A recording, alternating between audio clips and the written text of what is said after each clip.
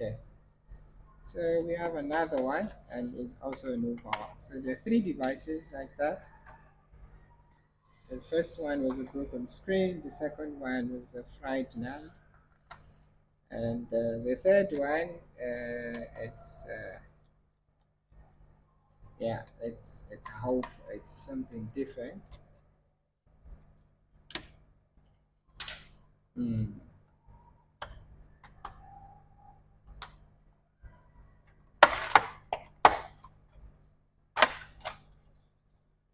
Okay.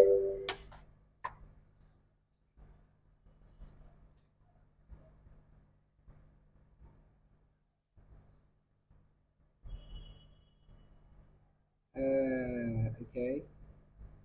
So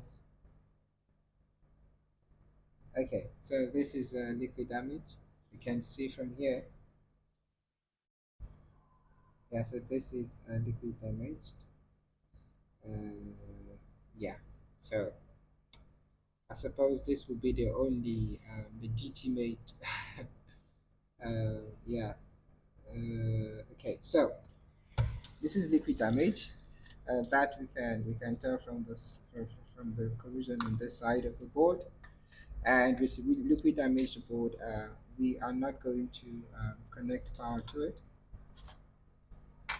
until the board is out. So let's take out the board.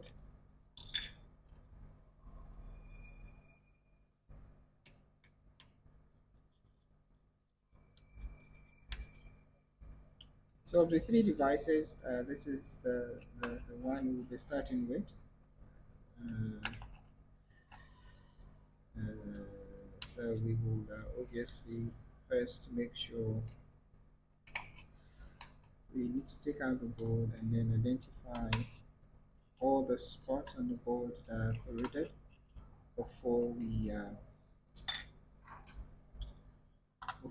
can introduce power to it.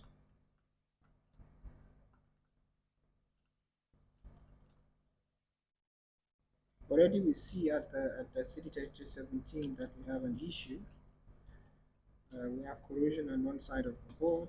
Let's see if we have uh, more damage on the other side of the board. And also, in order also for us to address that section of the board that is corroded, the logic board needs to be out. So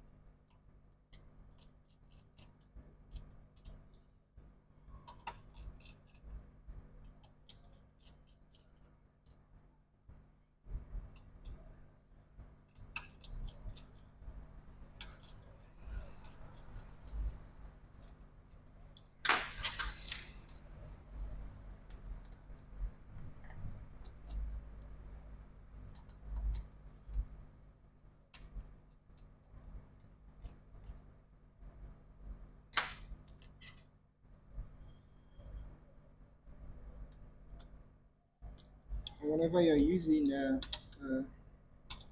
tool, especially if you happen to use a tweezer, be very sure that you do not allow your tweezer to take complete control of your finger, because that way you may actually create damage unknowingly to the board. So be very careful when you're using a tweezer, especially while you are disconnecting cables from your board.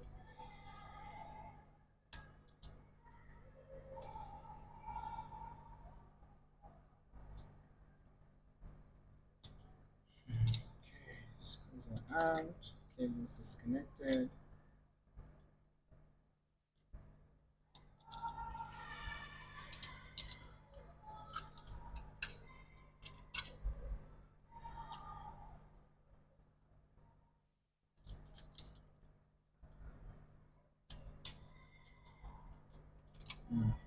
need to take this jack out because we had because of the liquid in that section, just to ensure that we don't have liquid in that. Okay, that's important. Okay, that is out. Just put the shelf aside.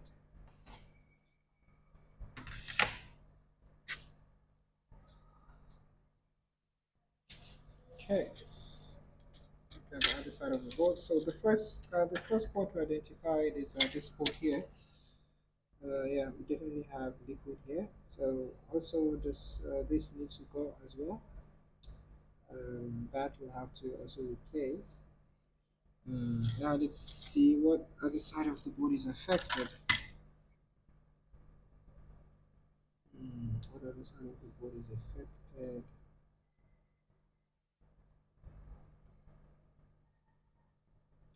Okay, that seems to be the only spot that is affected on the board. Now what you want to do is let's see if we let's make measurements on the board. PP was short. Do you have any? Good, no short. PP3, okay, that's fine. Now we let's open up the board view. 20.00, okay, to the other side. So this is the section where we have corrosion, basically. I mean, from let's say the left side, the left wing of the board. So we have corrosion in this section here, which is affected U3100 and then J3300, and some of the components here also affected.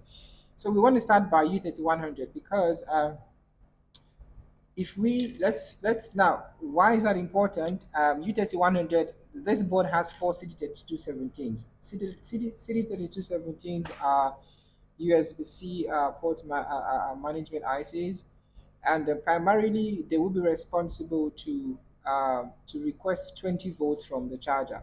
Now, if one or more of the USB-C 30, USB-C 32 CD3217s are faulty, what will happen is you will get 5 volt on your PPDCIN instead of 20 volt, and I mean, and 5 volt is not able to do anything on this board. So what you want to do first is we want to see what we have, if we have 5 volt or 20 volt. But before we do that, just to be sure, let's confirm we don't have a short here, because we don't want to damage anything further. So let's see if we don't have a short here.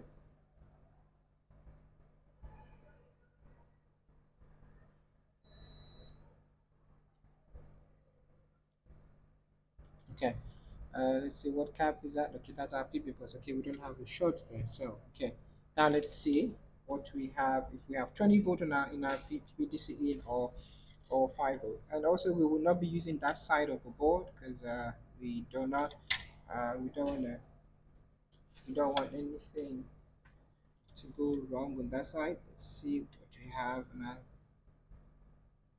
Okay, so we can check our voltage, our input voltage also from our PP bus. So if our PPDC in is 20 volt, most likely we will get 12.6 volt from on our PP bus. However, if our PPDC in is 5 volt, we will get 12.2, 12.3 on our PP bus. So let's see what we have on our PP bus.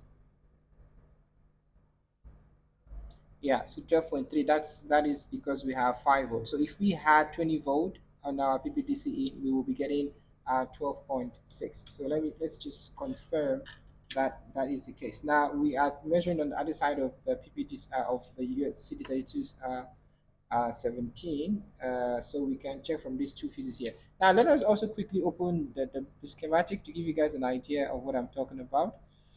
It is a 001 700 820.01700. Okay,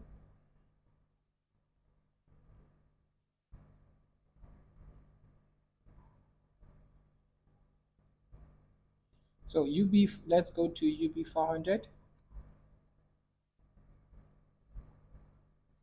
UB 400.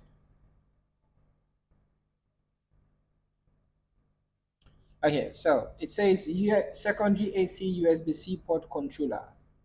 Now, the PPDCIN that I'm referring to, it's supposed to be 20 volt.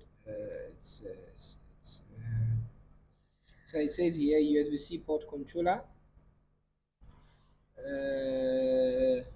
Okay.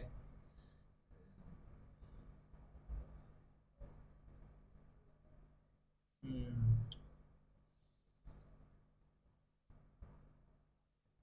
So here it says max. Okay, yeah, it's less important here. So PPDC in here, PPDC in, it's a V bus. Here you see, so we will get 20 volt there. Now let's just quickly do this, and then UB300. Let's check UB300 if that will give us a better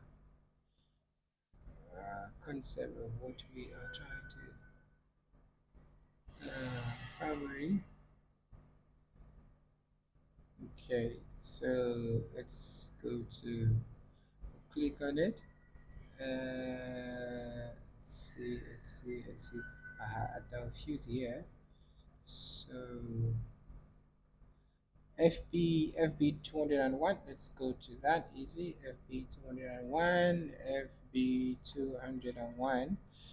So this is the fuse here. So PPDC in is going to be 20 volt. PPDC in is going to be 20 volt. Let's see. So PPDC in is going to be 20 volt. Let's measure to see what we have there. So FB 200 and 200 and FB 201, we can measure. Those are the PPDC in, fuses. So let us see what we have. And like I said, because we have 12.3, 12.2 on our PP bus, that is suggestive that we have 5 volt on our input. And that can be related to the fact that we have corrosion on one of the slated 217. So let's see what we have on our PPDC in if we will have 5 volt or 20 volt.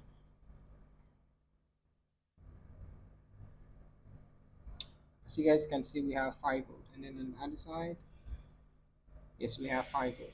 Now, so what we need to do is we need to address this section of the board.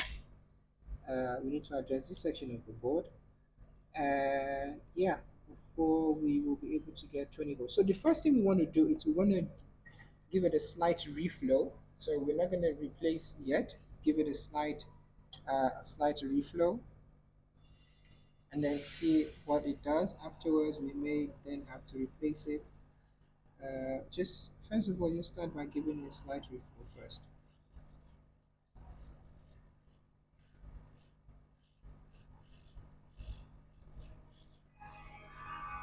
Ain't this what they been waiting for?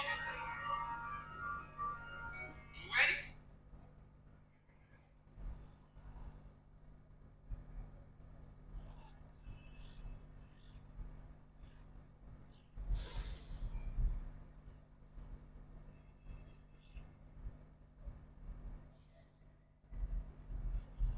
Okay, so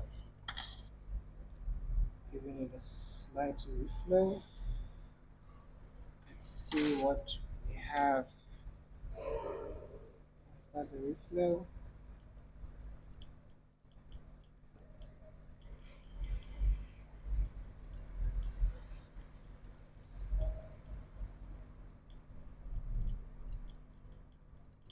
So the reflow will help us get rid of the dirt that's underneath the chip, which will prevent the chip from communicating. So now let's see what we have if we still have 5 volt or 20 volt.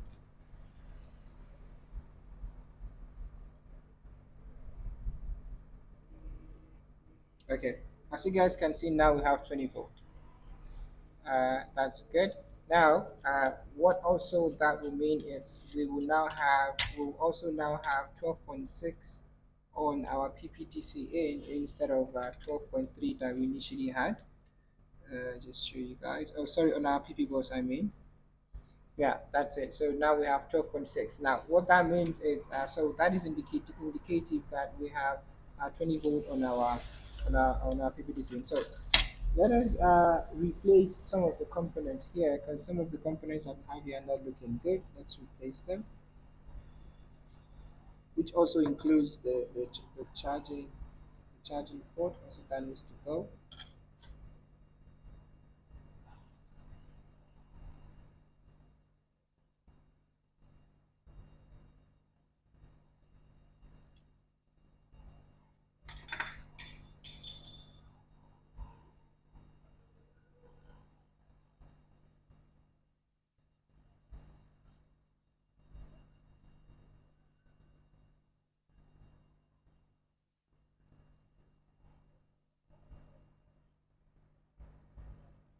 It's really sensitive. You want to put it from the other side.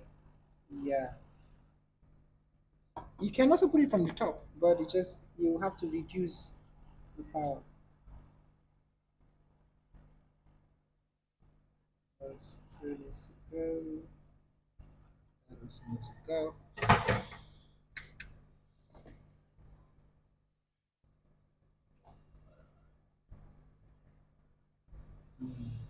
So we need to do a slight refill there. And be very careful with the NAND chip. You don't want to have holes popping out of it, because otherwise you may damage. Uh, hmm. Okay, let's see.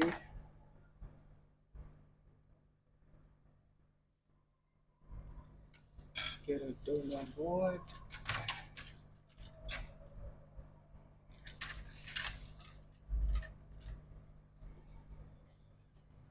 Can use this.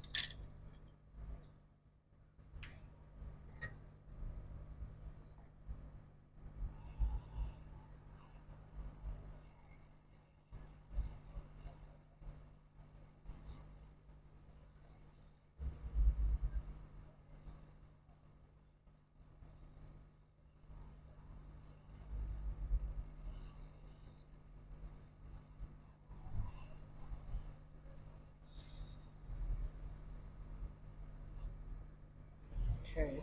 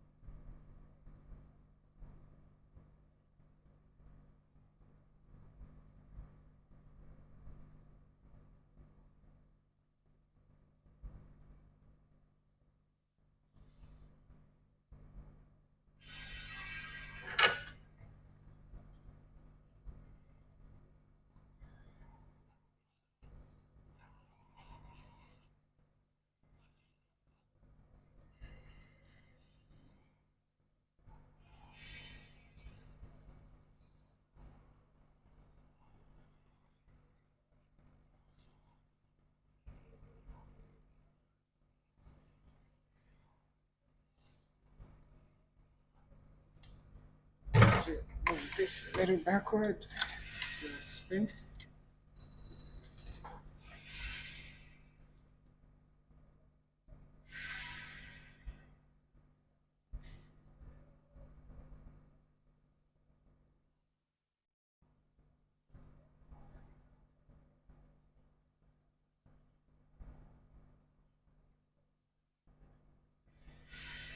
Okay.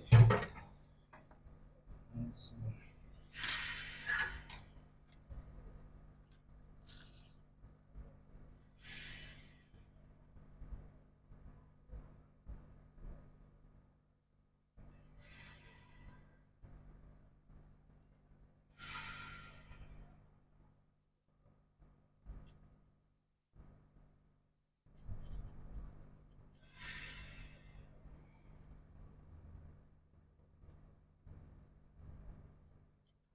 Okay.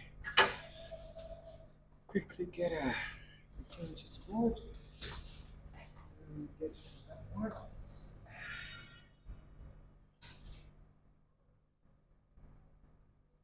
Use this one.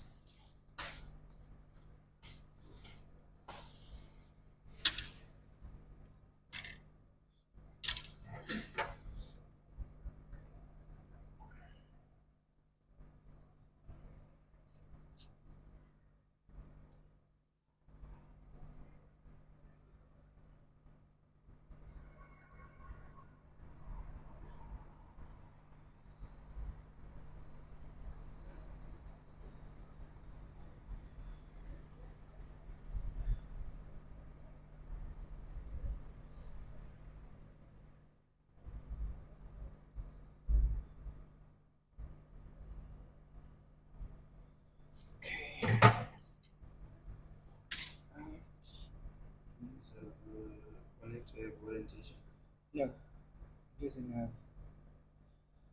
However you place it, you're good. Oh, by the way, you did I give you the sensor for the 16 inches? Yeah. Did you test it? Not yet.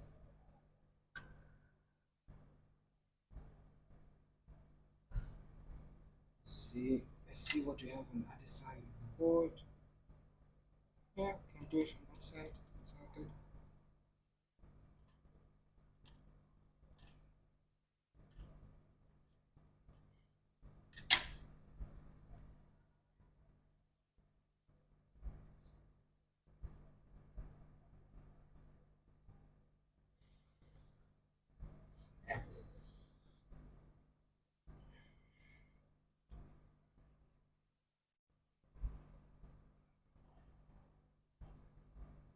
We also need. I see we have corrosion on the angle sensor connector as well. Check that.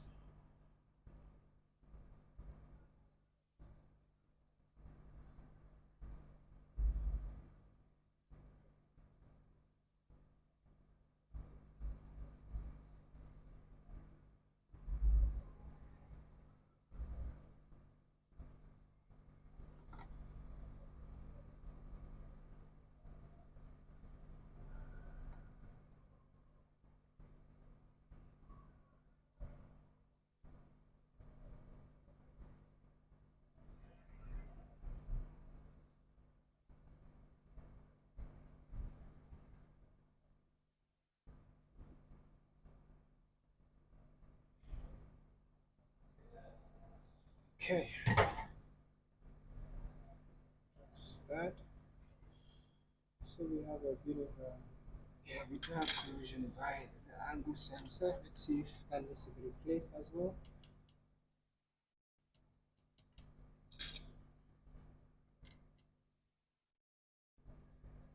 Okay, so fine. It needs to be replaced.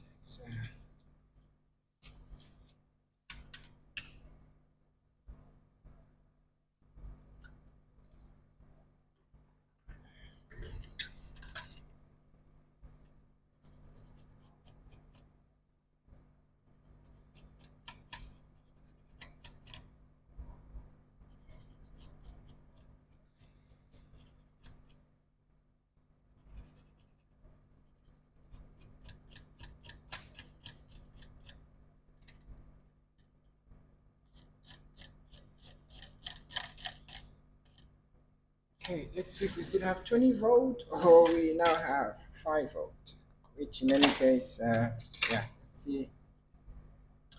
Do we have 12.6 or 12.3, 12.2? Now PP bus. Let's see, what do we have? 12.6, 12.2.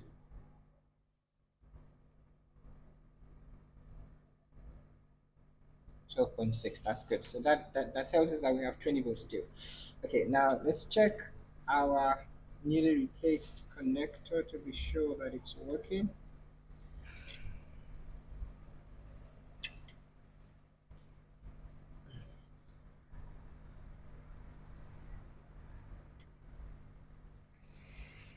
Let's see, do we have 12 points?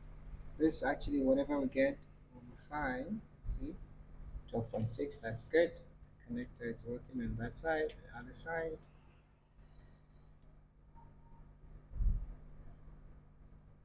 And yes, both ports are working. Okay, that's good. So um, that seems fine. The next thing we want to do is I want to see if we have.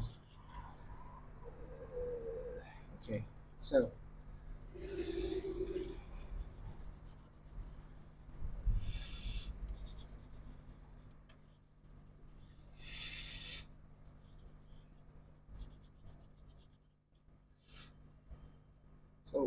Peter is going to test the board just to see that. So he's going to do a pre-test, basically to put the board in the shell and see if we have the board starts. We have Apple logo before we put the machine together. So Peter, remember to connect your battery. Eh? Yeah. Otherwise, it won't switch on. Yeah, 16 inches. Very funny. It's gonna switch on, but then you have to.